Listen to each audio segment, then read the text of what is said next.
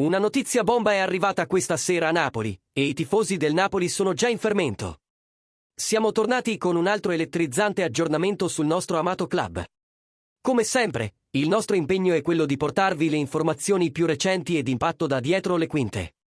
Prima di tuffarci in questo argomento scottante, non dimenticate di lasciare il vostro like sul canale e di iscrivervi per non perdervi nessuna novità. L'articolo di oggi è dedicato a un grande nome della scena dei trasferimenti, Niccolò Ceccarini. Giornalista specializzato in calciomercato, ha svelato le prossime mosse del Napoli, rinforzi ambiziosi. Incertezza sull'allenatore e un piano chiaro per l'evoluzione della squadra. Secondo Ceccarini, il Napoli sta superando anche le più rosee aspettative dei suoi tifosi. Con Antonio Conte al timone a 7 partite dalla fine della stagione, la squadra non solo è saldamente in lotta per la qualificazione alla Champions League, ma sta anche emergendo come una delle forti pretendenti allo scudetto.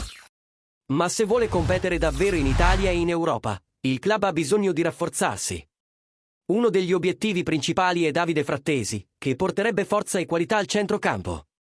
Oltre a lui, si pensa a 2 difensori, Oumar Solé, dell'RB Salisburgo, e Sambo Kema, del Bologna.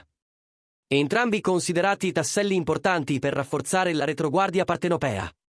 A proposito di Bologna, Ceccarini ha commentato anche il centrocampista Lewis Ferguson, altro nome in analisi da parte del Napoli. Pur non avendo lo stesso valore di mercato di Frattesi o Pellegrini, Ferguson ha impressionato per costanza e crescita tecnica.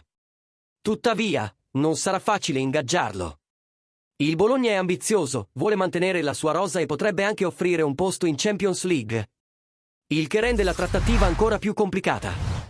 Infine, Ceccarini ha sollevato una questione delicata, il futuro di Antonio Conte. Anche se non ci sono ancora garanzie sulla sua permanenza, ritiene che il tecnico debba rimanere in carica e che la prossima stagione possa essere ancora più promettente per il progetto partenopeo. E voi, tifosi del Napoli, pensate che Frattesi sarebbe il rinforzo ideale per il centrocampo del Napoli? Oppure Ferguson merita più attenzione? Conte dovrebbe continuare la prossima stagione?